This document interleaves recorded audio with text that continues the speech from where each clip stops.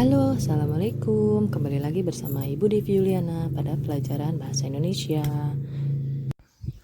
Baik anak-anak, silakan dipersiapkan buku tulis dan alat tulisnya. Jadi, tujuan kita mempelajari kalimat langsung dan kalimat tidak langsung yang pertama itu adalah supaya kita tahu penggunaan tanda kutip yang benar.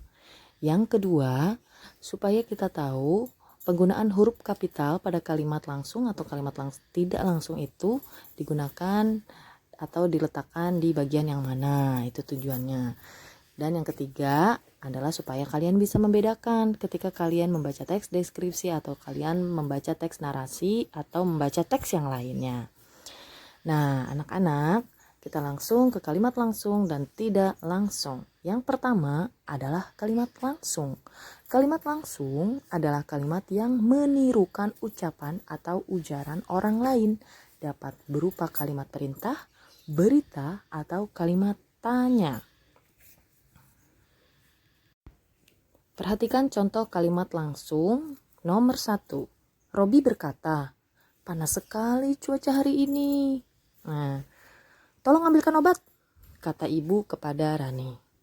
"Kamu harus istirahat yang cukup dan jangan dulu keluar rumah selama beberapa hari," kata dokter kepadaku. Bu guru bertanya, "Di antara kalian, siapa yang ingin bercita-cita menjadi astronot?" Nah, itu contoh dari kalimat langsung. Nah, ciri-cirinya apa sih? Ciri-cirinya itu yang pertama ada tanda kutip ketika seseorang itu memberikan pertanyaan. Contohnya itu seperti Robi, itu ada koma, lalu ada tanda kutip. Nah, biasanya ucapannya itu diawali dengan huruf kapital. Perhatikan huruf kapital pada kata panas, P-nya besar kan? Pada kata tolong, T-nya besar. Pada kata kamu, K-nya juga besar. Pada kata D, di antara D-nya juga besar. Nah, kalau kalimat langsung biasanya ada nadanya ketika kita membaca contoh kalimat tersebut. Ya, tadi udah ibu contohkan ya. Nah, Robi berkata, "Panas sekali cuaca hari ini." Nah, jadi ketika kita memberikan contoh pada kalimat langsung, biasanya itu ada nada ketika kita membaca kalimat. Oke anak-anak, sekarang kita ke ciri-ciri dan tata cara aturan penulisan kalimat langsung.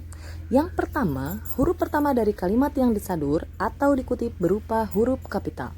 Contoh kalimat yang benar. "Jadilah pemuda yang semangat, jangan manja, cengeng, apalagi gengsian," kata Pak Jokowi. Perhatikan kata jadilah ya, yang pertama itu huruf J-nya besar. Nah, tapi sebelumnya ditandai dengan tanda kutip yang titik 2 di atas itu. Perhatikan yang salah. "Jadilah pemuda yang semangat, jangan manja, cengeng, apalagi gengsian," kata Pak Jokowi. Tapi huruf J-nya kecil, itu salah. Ya. Diingat-ingat ciri-cirinya. Oke. Mudah-mudahan ibu memberikan contoh ini kalian bisa mengerti. Perhatikan lagi benar dan salahnya. Nah, kalimat kata Pak Jokowi, K-nya itu huruf kecil saja, tapi Pak Jokowinya karena nama orang itu diawali dengan huruf besar atau huruf kapital. Jangan lupa untuk memberi tanda seru atau tanda tanya jika kalimat itu adalah pertanyaan. Gimana? Ciri-ciri pertama sudah paham? Oke, kita lanjut ke ciri-ciri kedua. Oke, ciri-ciri kedua, antara kalimat pengiring dan kalimat kutipan dipisahkan oleh tanda koma.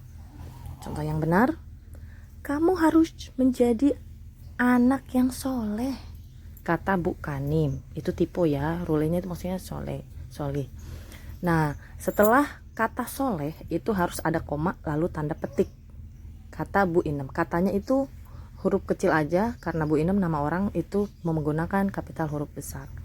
Perhatikan yang salahnya, "Kamu harus menjadi anak yang soleh," tapi tidak ada tanda koma. Hanya tanda petik saja, itu tidak betul karena tidak mencirikan bahwa itu kalimat langsung karena nggak ada komanya ya. Oke anak-anak, kita ke ciri-ciri nomor 3. Pada kalimat langsung, penulisan kutipan diawali dan diakhiri dengan menggunakan tanda kutip. Perhatikan kalimat yang benarnya. "Aku nggak mau pulang," teriak Andi di depan rumah kakeknya. Perhatikan, karena itu tanda bahwa si Andi itu sedang berteriak. Jadi penulisannya itu menggunakan tanda seru. Tanda seru itu adalah tanda titik yang titiknya di bawah setelah itu dilanjutkan dengan koma. Ya, jangan lupa diberikan tanda kutip. Sebelum kata aku itu ada titik 2 tanda kutip, dan sesudah kata pulang ada tanda kutip juga di atas. Perhatikan kalimat yang salahnya. Aku nggak mau pulang, teriak Andi di depan rumah kakeknya. Tapi tidak ada tanda kutipnya. Nah, salah ya. Tanda kutip itu adalah menandai bahwa orangnya tersebut sedang berbicara atau sedang mempraktikkan pembicaraan orang lain. Seperti itu. Nah, karena Andi itu nama orang, ya, jadi menggunakan huruf kapital, A-nya besar. Sampai sini paham? Ya, bisa diperhatikan baik-baik perbedaan kalimat yang benar dan kalimat yang salah. Oke, nomor 4, ciri-cirinya. Jika kalimatnya berupa atau ada dalam dialog berurutan, maka kita beri tanda pisah berupa tanda titik 2 antara orang bicara atau mengutarakan dengan dibicarakan atau diutarakan. Jadi ciri-ciri yang keempat itu adalah seolah-olah ngobrol langsung, dan emang bener ngobrol langsung ya. Di sini ada 2 orang yaitu Tami dan Nita. Hanya diberikan tanda titik 2 dan tanda kutip di atasnya. Ya, jadi mereka ngobrol langsung tuh. Tami, kayaknya aku rasa tahun ini musim hujannya akan lebih banyak daripada musim kemarau. Lalu Nita menjawab, iya kayaknya soalnya hari-hari ini mendung terus. Nah, terus dijawab lagi sama Tami, lah kemarin di tempatku daerah Bantul hujannya deras banget. Di tempatmu gimana nih? Nah, jadi kalimat langsung itu bisa 2 orang sedang bercakap-cakap dan ditandai oleh tanda titik 2. Bagaimana anak-anak? Apa sudah paham sampai sini penjelasan tentang kalimat langsung mulai dari ciri-ciri yang nomor 1 tadi? Nah, silahkan dipahami dulu sebelum kita beranjak ke kalimat tidak langsung. Oke, baik, berarti kita mendapatkan 4 ciri-ciri dari kalimat langsung. Ya, mudah-mudahan anak-anak bisa paham. Setelah ini kita akan lanjut ke kalimat tidak langsung. Siap ya? Kalimat tidak langsung adalah kalimat yang melaporkan ucapan atau ujaran orang lain. Bagian kutipan dalam kalimat tak langsung semuanya berbentuk kalimat berita. Nah, berarti tidak ada tanda kutip.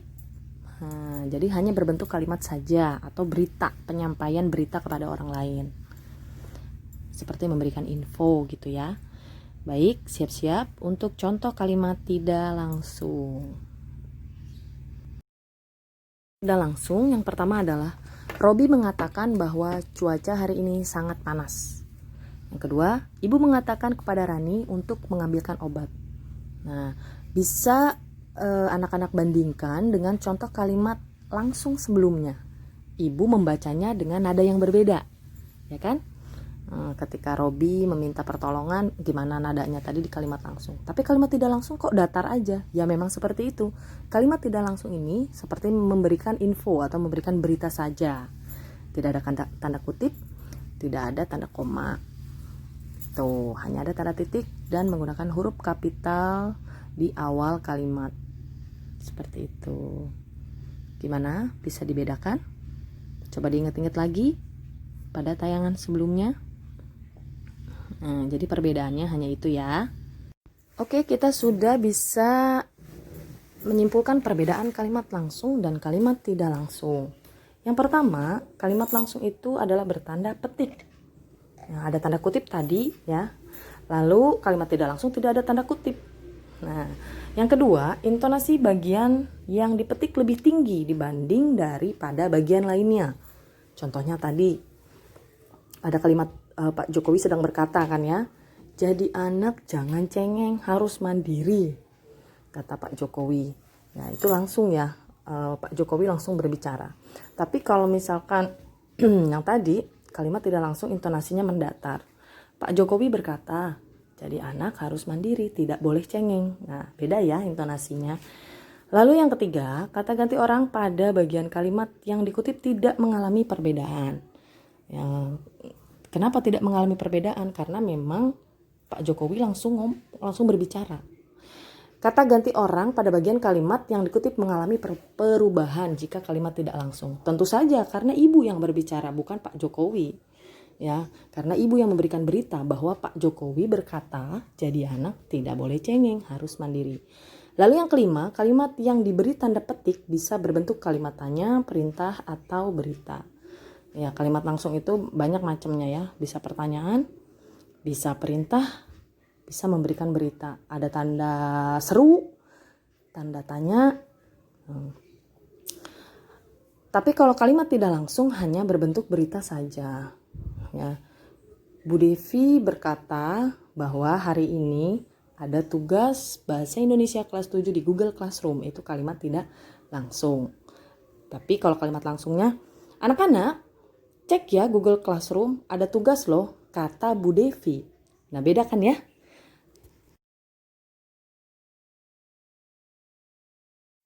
Nah, tentu saja berbeda. Nah, silahkan sekarang kita ke latihan soal.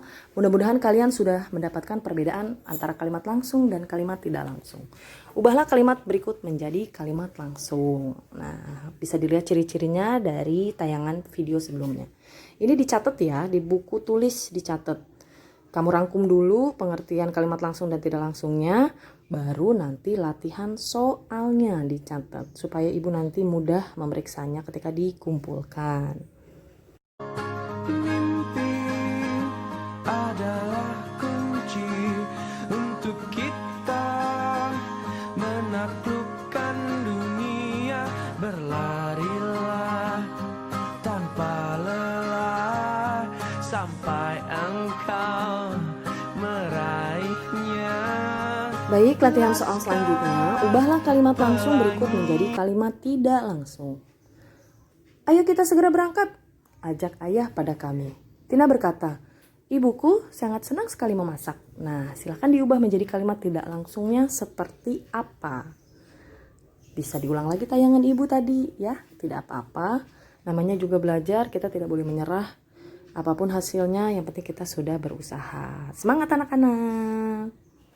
Laskar pelangi takkan terikat waktu, bebaskan mimpimu. Baik anak-anak, terima kasih atas perhatiannya. Lakukan dengan hati yang ikhlas, niat karena Allah agar kita bisa mendapatkan pahala dari Allah hari ini karena kita sudah belajar dengan ikhlas. Ya, silakan kirim foto jawaban ke Google Classroom. Paling lambat sore nanti ibu tunggu. Terima kasih. Assalamualaikum warahmatullahi wabarakatuh. Menarilah